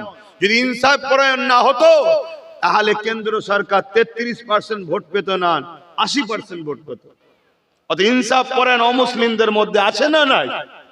তারাও বাবরি মসজিদের উপরে জুলুম হয়েছে এটা স্বীকার করে। কিন্তু আমি আমার কওমকে বলছি, তাহলে আজকে অত বড় একটা হিস্টরি, অত বড় একটা ঐতিহাসিক মসজিদ, সেই মসজিদে সুপ্রিম কোর্টের রায় হলো ওখানে 500 বছর ধরে নামাজ হচ্ছে, ওখানে 500 বছর ধরে মসজিদ আছে, মসজিদের নিচে অন্য কোনো ধর্মের খাঁচা বা কিছু নাই, ওটা মসজিদই। তারপরেও সেই মসজিদ আমরা পেয়েছি। তাহলে তোমার কাগজ থাকার পরে তুমি থাকবে আশা করছো কেন? এ তো খোদার মার আমাদের উপরে, এ তো খোদার মার। মেরে দিলে বেঁচে যাবি ভাই, মেরে দিলে বেঁচে যাবি, মারবে না। কিতো দাস দাসী বানাবে, দোদগে দোদগে দোদগে দোদগে মারা হবে। খুব গায়ে হাওয়া লাগাচ্ছিলে। 2020 ক্যাসেট খুলে দেখো আব্বাস সিদ্দিকীর। আমি বলেছিলাম যে একটা দিন আসছে তোদের নাগরিকত্ব কেড়েলে তোদেরকে গোলাম বানাবে, কৃতদাস দাসী বানাবে। 250 টাকা রোজ, তখন 250 টাকা ছিল, এখন তার নেই। আমি তখনকার সময় বলেছিলাম 250 টাকার রোজে খাটছ, সেদিন 50 টাকা তুমি পাবে, 200 টাকা যে তোমার মালিক হবে সে পাবে। তোমাকে গোলাম বানানো হচ্ছে। কিন্তু সমাজ, না তুমি যতই ডাকো আমার যাওয়া প্রয়োজন নেই, সেটা আপনার স্বাধীনতা। কিন্তু মনে রাখবেন, দূরে আজ থাকলে পরে কালেও দূরে থাকতেই হবে। এটা জান্নাতের বাগান, এখানে বসা প্রথম অভ্যাস করুন, তবে তো পরকালে বসবেন। আর এই জলসা কমিটি বা গ্রামবাসীকে বলবো, যারা যারা আমার ফটো ব্যানারে বা টাঙিয়েছ, আমি তাদের উপরে অখুশি, আমি খুশি নয়। নওশাদের ফটো দিয়েছ দেখছি, ওটা দরকার আছে, ওকে চিনা দরকার আছে, ও নেতা। কথা বুঝে আসছে না? নাই, ও আইনসভার একজন সদস্য, জনপ্রতিনিধি, ও দেশ ও মানুষের জন্য ওকে জানা চিনানো দরকার। আমার চিনার দরকার নেই। কথা বুঝে আসছে না? নাই। তো ওই জন্যে যারা ফটো দিয়েছ, আমি আশা রাখবো, এখন আর তাড়াহুড়ো করাচ্ছি না। নাই মন বলছিল আগে খোল তারপরে জলসা করব, কিন্তু না, এখন সময়ও কম, 9টা পর্যন্ত থাকবো। তো সেই জায়গায় ফটো কালকে খুলে দেবে, আমার ফটোগুলো ব্যানারে হোক যেখানে হোক, আমার ফটো দেবে না। আমি এটা অপছন্দ করি। আমি আবার বলছি, নওশাদের জন্য প্রয়োজন আছে, তার জন্য দরকার আছে, তার জগৎটাই, তার পরিচয়, তার ওইটা দরকারি। হালো মুখে লাগছে, বন্ধ করো। ঠিক আছে, বন্ধ করো না। তোমরা জলসাটাকে জলসার মতো রাখো, ফাংশনালি যেতে গেলে হবে না। অতি লাপালাপি ভালো নয়। কথা বুঝে আসছে না? এটা মাথার উপরেও কিছু দেয়নি। আমরা ওয়াইজিন, আমরা বক্তা, আমরা আলোচক। এই নেহরটা পড়বে, আস্তে আস্তে কণ্ঠটা চেপে যাবে, কালকে আজ যেতে পারবো না। কথা বুঝে আসছে না? নাই, এগুলো বুঝতে হয়। কিন্তু এখন সব মডার্ন হচ্ছে, মডার্ন। আরে মডার্নে যে লাভ নেই। আজকে মুদির পাল্লাই পরে লোক শেষ হয়ে যাচ্ছে। পুরাতন দিনই ভালো ছিল, এখন সবাই বলছে। মোদি বলেছিল ডিজিটাল ইন্ডিয়া তৈরি করব, ডিজিটাল যা হয়েছে সাইজ হয়ে যাচ্ছে। তো পুরাতন দিন ভালো ছিল, এখন সবাই বলছে। তো এইরকম পুরাতন ধর্মের ক্ষেত্রে পুরাতনটাই ঠিক আছে, নতুনে যেও না। আমি জানি হালকা বয়সের ছেলে একটু শখ সাজ যায়, কিন্তু সব শখ নিজের মতো করে করতে গেলে হয় না। ধর্মকে ধর্মের জায়গায় রাখো। সব জায়গাটা আমাদের খারাপ হয়ে গেছে, একটাই তো জায়গা আছে বাঁচার। সেই জায়গাটাও যদি আমরা খারাপ করে ফেলি, তাহলে আমরা বাঁচবো কোথায়? তো যাক, আসেন আলোচনার দিকে যাচ্ছি। সকলে প্রাণ খুলে উচ্চ আওয়াজে দোনো জাহানের সুলতান নবীদের নবী আহমদ মুস্তফা মোহাম্মদ মুস্তফা সাল্লাল্লাহু আলাইহি ওয়াসাল্লামের উপরে দরুদ শরীফ পড়েন। আল্লাহুম্মা সাল্লি আলা।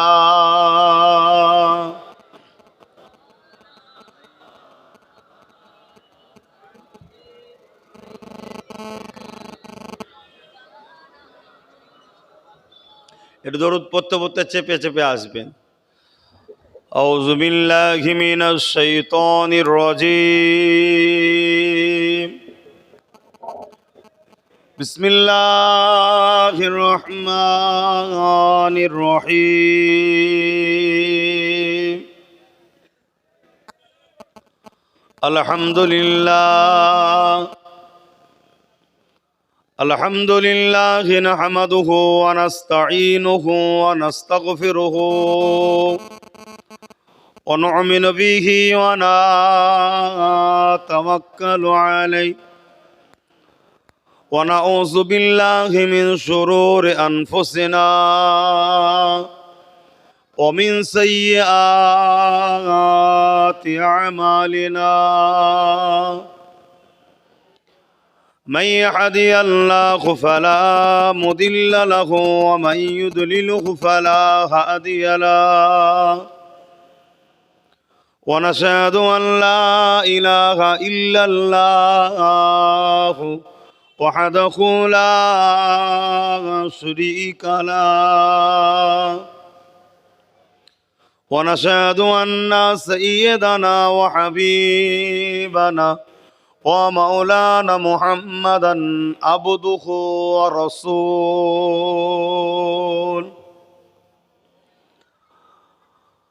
أما بعد فيا أيها الحاضرون رحمكم الله قال الله تعالى في كلام المسيح والفرقان الحميد إن الله وملائكته يصلون على النبي يا أيها الذين آمنوا صلوا عليه وسلموا تسليما اللهم صل على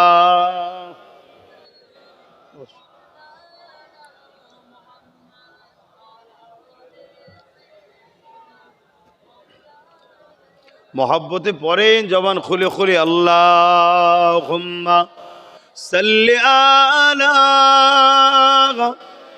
सय्यदना मौलाना मुहम्मद व अला आलिहि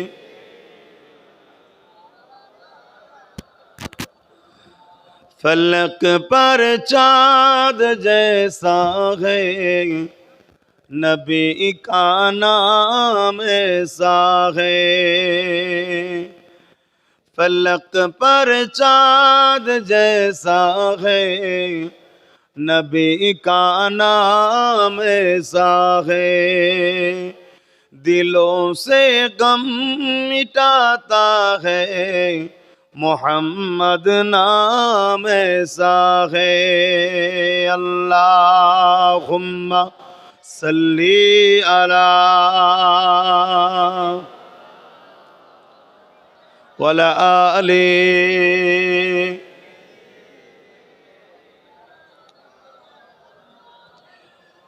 ए दिल जब गम कमारा हो मोहम्मद याद आता है ए दिल जब गम कमारा हो मोहम्मद याद आता है जुदा जब कोई प्यारा हो मोहम्मद याद आता है फलक पर चाँद जैसा है नबी का नाम ऐसा है दिलों से गम मिटाता है मोहम्मद नाम ऐसा है अल्लाहुम्मा सल्ली अला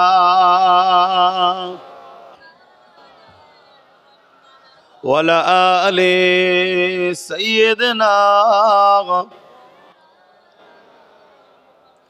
कलमे ला इलाहा इल्लल्लाह ला इलाहा লা ইলাহা ইল্লাল্লাহ দ্বারা শেষ করে দিয়েছে আমার আল্লাহ তো তিনি এই পৃথিবীতে সাদ্দাতকে মিটিয়েছে এই পৃথিবীতে এজিদকে মিটিয়েছে এই পৃথিবীতে হিটলারকে মিটিয়েছে এই পৃথিবীতে চিঙ্গিস খানের মতো সুপার পাওয়ারকে আমার আল্লাহ ঘোড়ার দৌড় কাটিয়ে কাটিয়ে তাকে দদগে দদগে ছিন্ন বিচ্ছিন্ন করে মেরেছে সেই আল্লাহর উপরে ভরসা রাখো তোমার হুঁশ নাই তুমি পেটের জন্য পেরেশান আরে পেটের জিম্মা আল্লাহর কুদরতি হাতে ছেড়ে দাও আল্লাহ বলেছেন এই আমি রিজকের মালিক জোরে বলুন সুবহানাল্লাহ যখন মায়ের পেটে ছিলে কে খাইয়েছিল যখন দুনিয়ায় আসলে খাটতে পারোনি শরীরে তাকত নেই পায়ে তাকত নেই কে তোমাকে খাইয়েছিল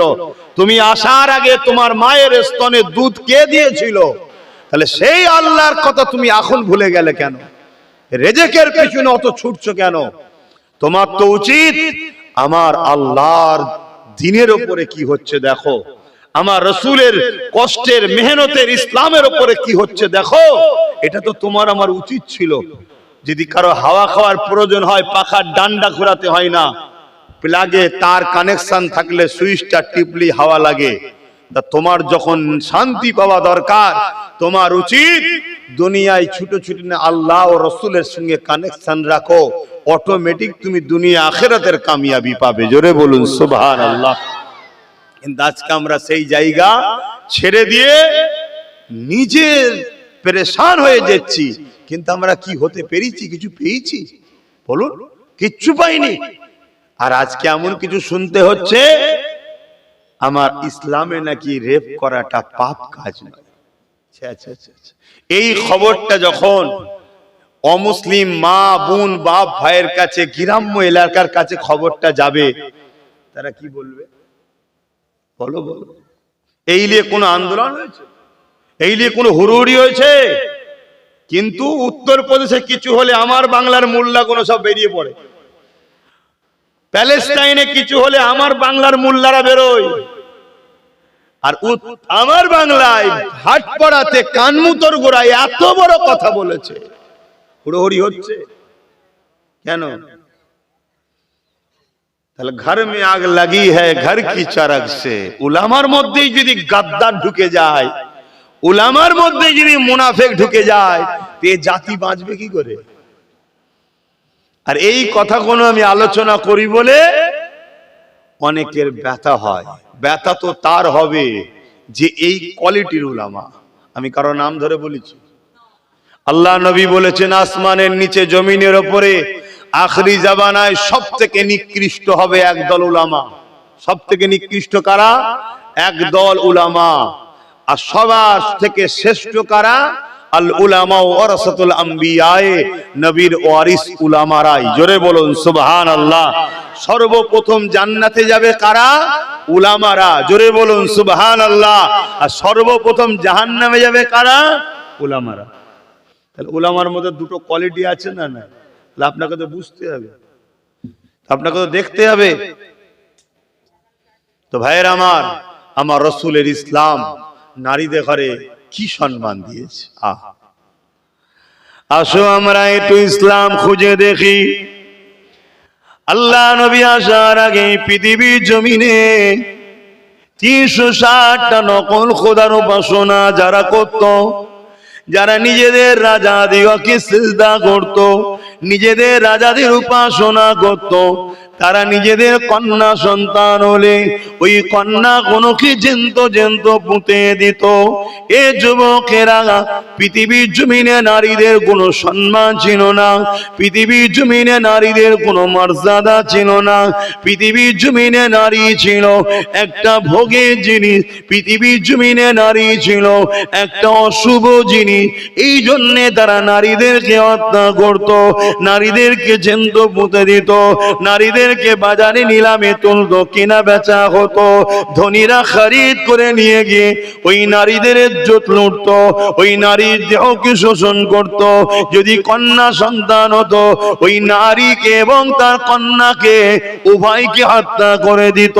পুত্র সন্তান হলে সন্তানকে নিয়ে ওই নারীকে হত্যা করে দিত। এই ছিল পৃথিবীর চরিত্র। আল্লাহ নবী দুনিয়া জমিনে এসে তিনি এমন করে বলতে লাগলেন, এ দুনিয়ার মানুষেরা, নারীদেরকে তোমরা হত্যা করো না, নারীদেরকে তোমরা মেরে দিও না, নারীদেরকে জ্যান্ত পুঁতে দিও না। তারা বলতে লাগলো, এ আব্দুল্লাহর বেটা মুহাম্মদ, নারী হলো অশুভ।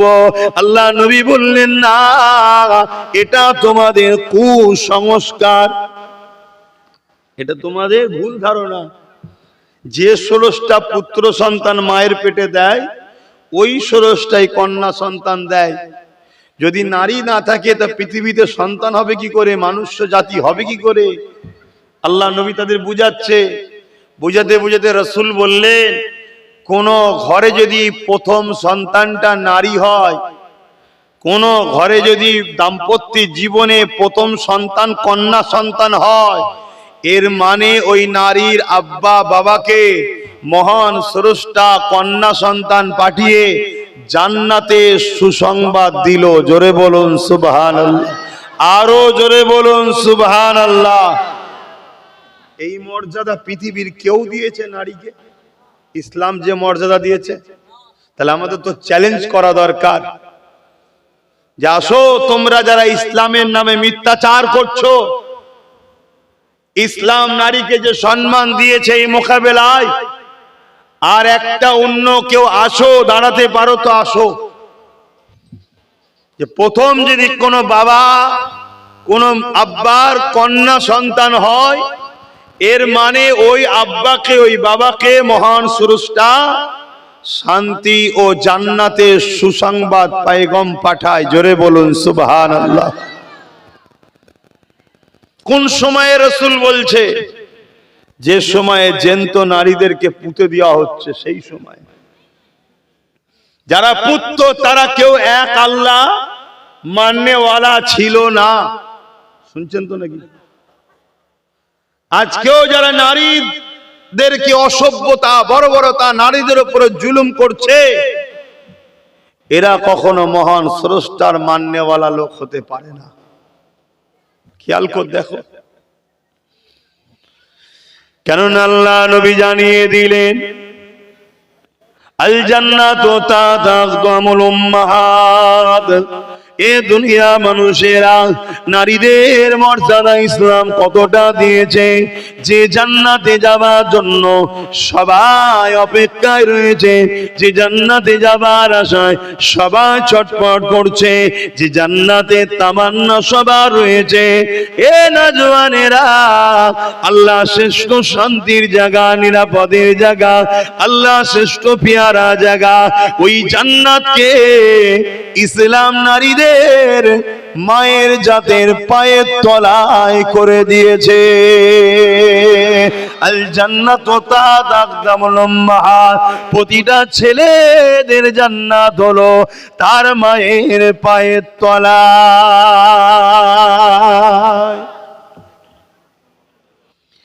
এ নওজওয়ানেরা, আল্লাহ নবী আরো জানিয়ে দিলেন, কারো ঘরে যদি একটা দুটো তিনটে পর পর কোনো বাবাকে কোনো আব্বাকে মহান স্রষ্টা তিনটে কন্যা সন্তান দেয়। এখনো আমাদের সমাজে কিছু লোক আছে, কন্যা সন্তান হলে স্বামী স্ত্রীকে বকাবকি করে। এ নালায়েক মূর্খ, এতে স্ত্রীর কি করার আছে? এখানে স্ত্রীর তো কোনো ব্যাপার নয়, এটা তো তোমাকে যে বানিয়েছে সেই স্রষ্টা তো দিয়েছে, এখানে স্ত্রীর কি করা রয়েছে? মনে রেখে দিও, আল্লাহ রসুল জানিয়ে দিলে 1 2 3 পর পর যদি কারো নারী কোনো বাবা যদি তিনটে কন্যা সন্তান হয়, ওই বাপ যদি 3 কন্যাকে লালন পালন করে বড় করে বিবাহটা দিয়ে দিতে পারে, আল্লাহ নবী জানিয়ে দিলেন ওই 3 কন্যার আব্বা আর আমি রাসূলুল্লাহ আল্লাহর জান্নাতে দুটো আঙুল তুলে দেখাচ্ছে, পাশাপাশি থাকিব। আরো জোরে বলুন সুবহান। নারীদেরকে ইসলাম যে সম্মান দিয়েছে, এর মোকাবেলায় কেউ আসুক না। শুনছেন তো নাকি? আসো, কিন্তু না, আসবে না। শুধু ক্ষমতার জোরে, পাওয়ারের জোরে ইসলামকে কালিমা লিপ্ত করো। কেন? ইসলাম আজকের তারিখও পৃথিবীতে ফেমাস ধর্ম। জোরে বলুন সুবহানাল্লাহ। দলে দলে দলে দলে দলে দলে যুবক যুবতী, শিক্ষিত সমাজ, পৃথিবী বিখ্যাত খেলোয়াড়, পৃথিবী বিখ্যাত গায়ক, পৃথিবী বিখ্যাত স্কলার, পৃথিবী বিখ্যাত বিজ্ঞানী, পৃথিবী বিখ্যাত ডক্টর, পৃথিবী বিখ্যাত বড় বড় ধর্মগুরুরা, তারা সব দলে দলে দলে দলে ইসলাম অ্যাকসেপ্ট করছে। জোরে বলুন সুবহানাল্লাহ। কেন? ইসলাম মানবতার নাম, ইসলাম ইনসাফের নাম, ইসলাম ইনসানিয়াতের নাম। কোন মুসলমানের ঘরের ছেলে যদি জুলুম করে, সে জালিম ইসলাম থেকে বেরিয়ে যায়। এ তো জানেন না তো আপনারা। মেশকা শরীফের হাদিস, কেউ জালিম জানার পরে, মন দিয়ে শুনবেন, শুনছেন, মুখে বড় দাঁড়িয়ে রেখে আর মসজিদে গিয়ে তসবি টেনে এই মনে করবেন না যে জান্নাত পেয়ে যাব। কেউ জালিম জানার পরেও ওই জালিমকে কেউ যদি সাহায্য সহযোগিতা করে ক্ষমতায় আনে, মেশকা শরীফের হাদিস, রাসূল বলছে সে ইসলাম থেকে বেরিয়ে যাবে। শুনছেন তো নাকি? জুলুম করেনি, জালিমকে সাহায্য করেছে, আর তোমার সহযোগিতা সাহায্যে সে জালিম আরো ক্ষমতায় এসে সমাজে আরো জুলুম করছে, তুমি ইসলাম থেকে বেরিয়ে যাবে। তাহলে জালিমের অবস্থা কি হবে? কথা শুনছেন? জুলুম আর ইসলাম কখনো এক প্ল্যাটফর্মে থাকতে পারে না। পানি আর তেল কখনো এক জায়গায় হতে পারে কি?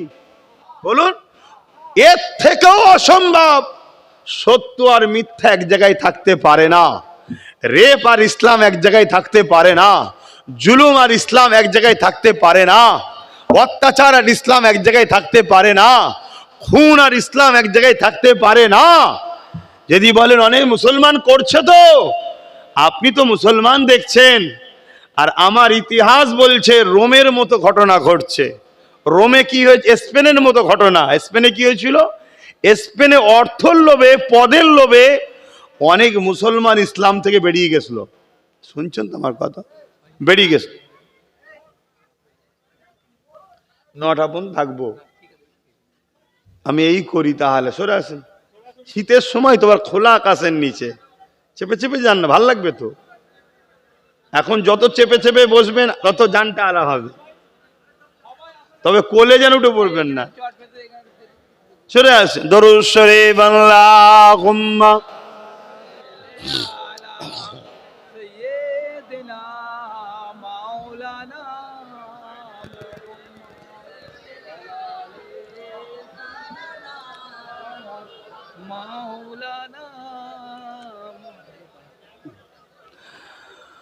आने वालों ए तो बताओ शहर मदीना कैसा है।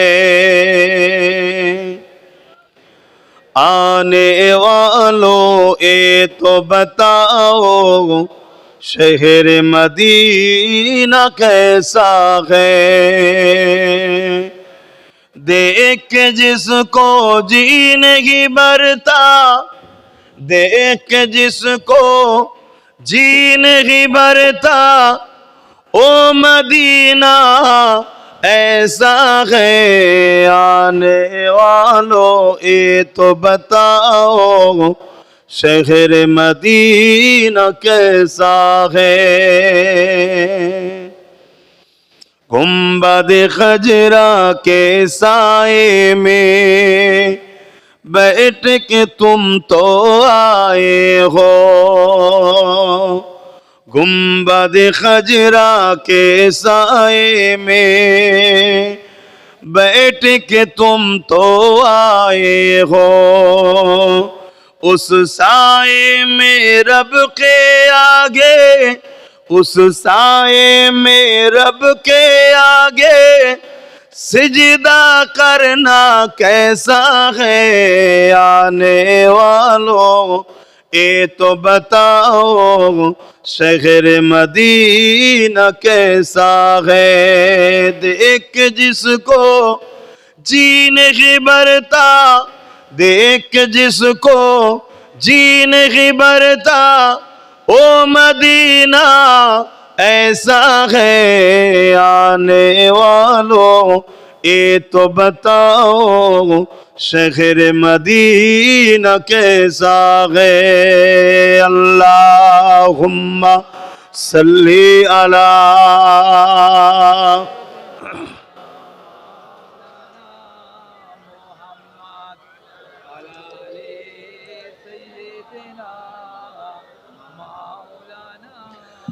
আমার আব্বা জানেরা, ভাইরা মন দিয়ে শোনেন, আমি কি বলছিলাম? কেউ জুলুম করে, জালিম জানার পরও আপনি যদি তাকে সাপোর্ট করেন, সাথ দেন, আপনি ইসলাম থেকে বেরিয়ে যাবেন। আমার আব্বার কথা নয়, আমার রাসূলুল্লাহর কথা। কথা মাথায় ঢুকছে? অতএব একটু বুঝে বুঝে পা ফেলুন, একটু বুঝে বুঝে চলুন। আজ আমাদের দোষেই একদল মানবরূপী পশুরা ইসলামকে মিটাবার কথা বলছে, ইসলামের শানে মিথ্যাচার করছে, যা খুশি তাই করে বেড়াচ্ছে। কেন?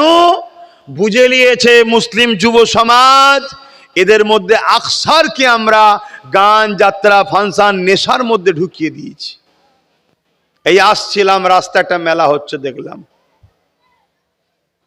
100টা যদি লোক থাকে 60টা মুসলিম ঘরের ছেলে মেয়েরা আছে।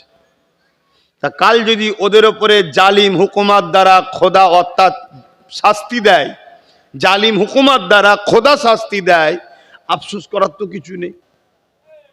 কথা কি কষ্ট লাগছে নাকি? আমরা 100 বার বোঝাচ্ছি যে মুসলমান, তোমার আমার জন্য ফাংশন নয়, তোমার আমার জন্য মেলা নয়, এই ত্যাগটা স্বীকার করার জন্যই তো জান্নাত যাবে। কথা বুঝছেন না? বুঝছেন না? এটা তো দুনিয়া চাইছে তোমাকে আমাকে ওখানে ভুলিয়ে রাখবে, তুমি আমি যাতে জেগে না যাই। তুমি আমি জেগে গেলে আচ্ছা আচ্ছা ফেরাউনের কাপড় ঢিলে হয়ে যাবে। ভাষাটা খারাপ লিখুন, কথা বুঝে আসছে না? তোমাকে আমাকে ছলে বলে কলে কৌশলে হয় নেশাতে রেখেছে, নাই জুয়ায় রেখেছে, না হয় সুদে রেখেছে, না হয় গানে জড়িয়েছে, না হয় ফাংশনে জড়িয়েছে, না হয় মেলায় জড়িয়েছে। যেমন করে জাতিকে ঘুমিয়ে রাখো, এ জাতি জেগে না যায়।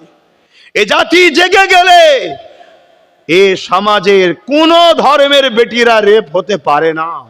এ জাতি ঘুমোচ্ছে বলি আজকে রেপ হচ্ছে। শুনছেন তো নাকি? হ্যাঁ, বুক ঠুকে বলে যাচ্ছি, বুক ঠুকে বলে যাচ্ছি। 1450 বছর আগে মদিনার বুকে কামলিওয়ালা আমেনা লাল রাষ্ট্র কায়েম করে দিয়ে গেছে। 1450 বছর আগে। সেই দিন থেকে আজ পর্যন্ত রেপ তো দূরের কথা, কোন নারী মদিনাতে ইফটিজিংও হয়নি, টোনটিট কিরে কোন নারী কাজ পর্যন্ত মারা হয়নি। কেন? ওখানে আজও রাসূলের আদর্শে মুসলমান জিন্দা হয়ে আছে, ঘুমোয়নি। কথা বুঝে আসছে তো নাকি? আজ আমরা ঘুমোচ্ছি বলেই তো আমাদের বেটি বুনগুনো মাগুনো শেষ হচ্ছে, প্রতিবেশী অন্য জাতির বেটিরাও শেষ হচ্ছে। আর আমাদেরকে ঘুম পড়িয়ে রাখা হয়েছে কারা? যারা এই সমাজের বেটিদেরকে ভোগ করতে চায় তারা। বুঝে নাও। তাই আব্বাস সিদ্দিকী বারবার তোমাদেরকে উঠাচ্ছে, জাগো, ওঠো আমার কম, জাগো আমার যুব সমাজ।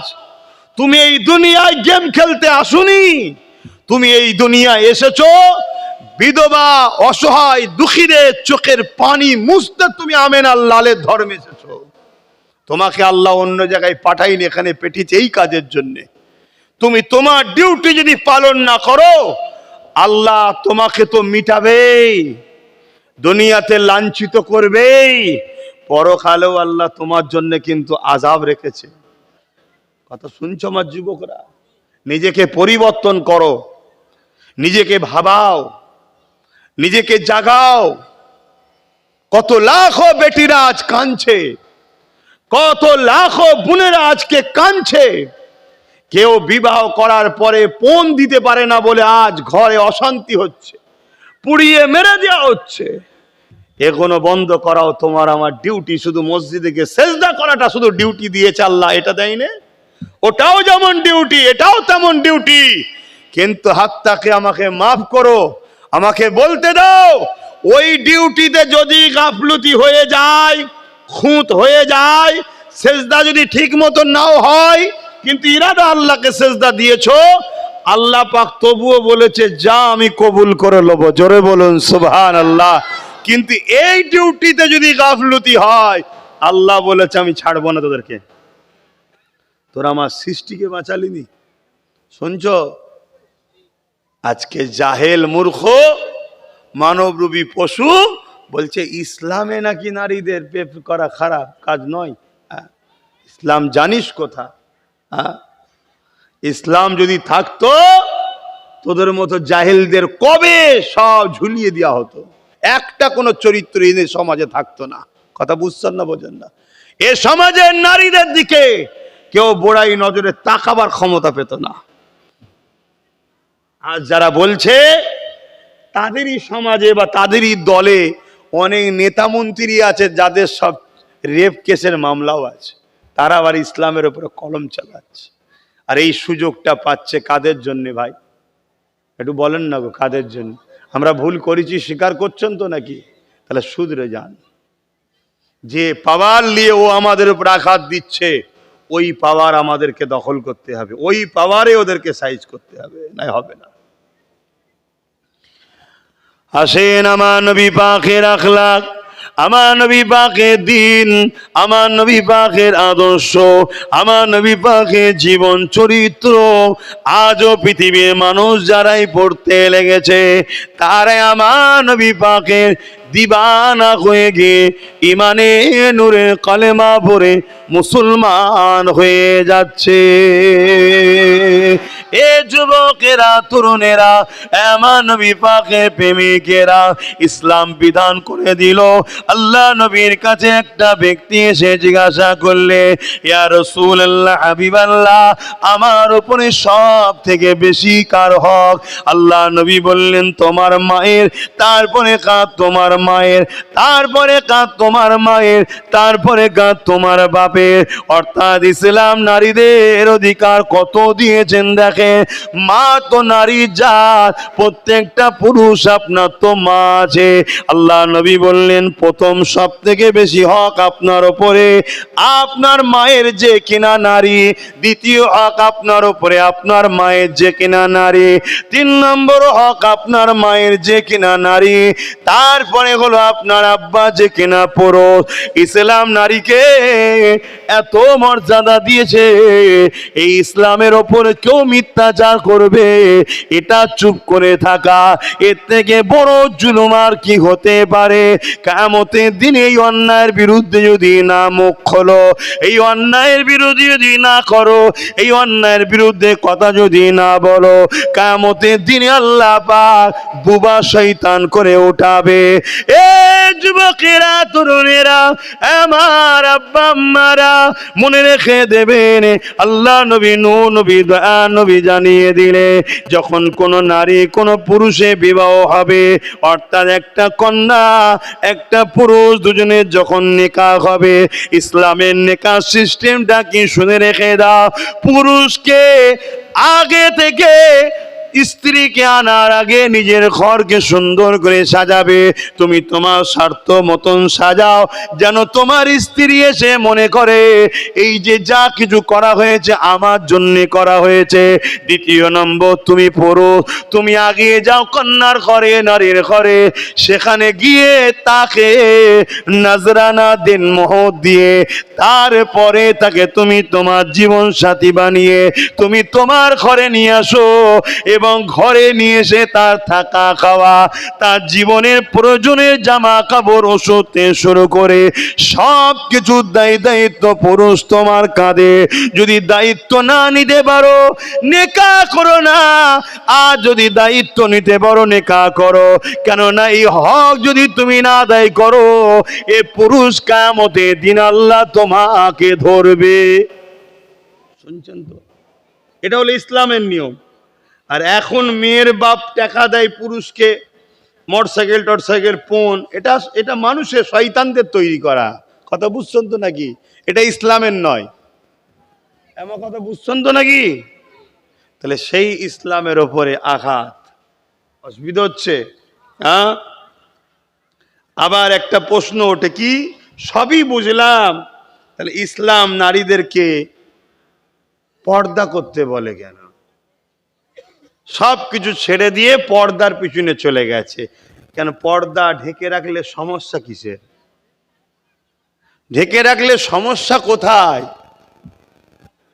না, ঢেকে রাখলে যারা সমাজে চরিত্রহীন, নজর খারাপ, তাদের তো অসুবিধা হওয়া দরকার। ঠিক তো নাকি? যারা এই পর্দা নিয়ে কথা তোলে, জানতে ওদের ক্যারেক্টার খারাপ, চরিত্র খারাপ। ওরা হলো ওই শিয়াল মার্কা মানুষ, যে শিয়ালগুলো আন্দোলন করে সবই ঠিক আছে, মুরগিকে কেন খাঁচার মধ্যে রাখা হয়? ওকে ছেড়ে রাখো, ছেড়ে রাখো। কেন? খাঁচার মধ্যে থাকলে শিয়ালকে শুকিয়ে থাকতে হয়, খাওয়া জোটে না। ছেড়ে রাখলে ধরে ধরে খাবে। এরম শিয়াল মার্কা কিছু মানুষ আছে, তারা নারীদেরকে চায় ছোট কাপড় পরুক, অর্ধ উলঙ্গ থাক, তাতে করে তারা তাদের নফসের বুড়াই খোরাকের নজরে তাকাবে এবং নারীদেরকে ভোগের নজরে দেখবে, ভোগ করার স্বপ্ন নেবে। কথা বুঝে আসছে না? কিন্তু ইসলাম নারীদেরকে তো বোরখা দিয়ে, পর্দা দিয়ে, হিজাব দিয়ে নারীর মূল্য বুঝিয়েছে। জোরে বলুন সুবহানাল্লাহ। যে জিনিস যত দামি হয় সে জিনিস তত প্যাকিং ভালো হয়, যে জিনিস যত দামি হয় তার নিরাপত্তাও তত হয়, যে জিনিস যত সূক্ষ্ম হয় তার চতুর্দিকের গার্ড প্যাকিংটাও তত ভালো হয়, তাই তো নাকি? যে জিনিস যত দামি হয় তাকে তত দামি জায়গায় রাখা হয়, যে জিনিস যত দামি হয় তার সিকিউরিটি তত দামি হয়, যে জিনিস যত দামি হয় তাকে রাখা হয় তেমন সিকিউরিটি জায়গাতেও রাখা হয়, ঠিক না বেঠিক? অতএব ইসলাম নারীকে হিরে টুকরোর মর্যাদা দিয়েছে, হিরে বানিয়েছে, আর পুরুষকে রাস্তার পাথর বানিয়ে দিয়েছে। আমাদের মন খারাপ নাকি? আরে আমার মায়ের দাম বেড়েছে, আমার গর্ব হওয়া দরকার তো, ঠিক না বেঠিক? রাস্তার পাথর পড়ে থাকলে চুরি হওয়ার ব্যাপার নেই, কিন্তু হিরে যদি সামান্য ছোটও হয় ওটা চুরি হয়ে যাওয়ার ব্যাপার আছে। তাই হিরেকে রাখতে হয় কোথায়? আলমারির ভেতরে, লকারের ভেতরে মখমলের কাপড় জড়িয়ে আলমারি খুললেই মনে হয় একবার দেখি ঠিক আছে কিনা, কি? আর ছিঁড়া নোটগুলো পড়ে থাকে ব্যান্ডিল ব্যান্ডিল, ওর দিকে তাকাবার সময় থাকে না, ও দুটো যাই যাকগে যাক। কিন্তু হিরে বারবার তার দিকে টার্গেট। এ আমার মায়ের জাত, বোঝেন বোঝেন, ইসলাম আপনাকে ঢেকে রেখে মূল্য বুঝিয়েছে যে তোমরা নারী, তোমরা হলে হিরে। জোরে বলুন সুবহানাল্লাহ। তোমাকে আমি দামি জিনিস বানিয়েছি, তুমি নিরাপদে থাকো, সেফটি থাকো, ঢেকে থাকো। কেন? তোমার মূল্য অনেক বেশি। আর পুরুষ ও রাস্তার পাথরের নাই, ও পরে থাকলো, বস্তা বস্তা পরে থাকলো, কেউ টাকাবে না। কথা বুঝে আসছে তো নাকি? হ্যাঁ, তাহলে সেই মায়ের জাতেদেরকে বুঝা দরকার।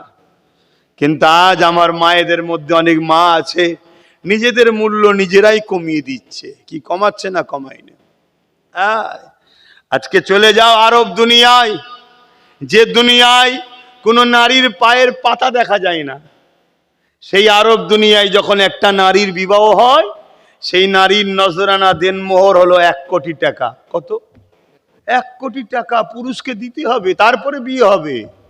শুনছেন তো নাকি? আর আমার দেশে বা আমাদের সমাজে বলবেন তো কেন? আমরা নিজেদের মূল্য নিজেরা নষ্ট করেছি, নিজেদের মূল্য নিজেরাই নষ্ট করে ফেলেছি। তাদের পায়ের পাতাটাও কেউ দেখেনি, তারা নিজেদের মূল্যকে রেখে দিয়েছে, তাই তাদের মূল্য আল্লাহ মিলাচ্ছে। ভাবুন, আসেন ইসলামকে জানি, ইসলামকে বুঝি, ইসলাম মেনে জীবন গড়ি, তবেই কামিয়াব হব।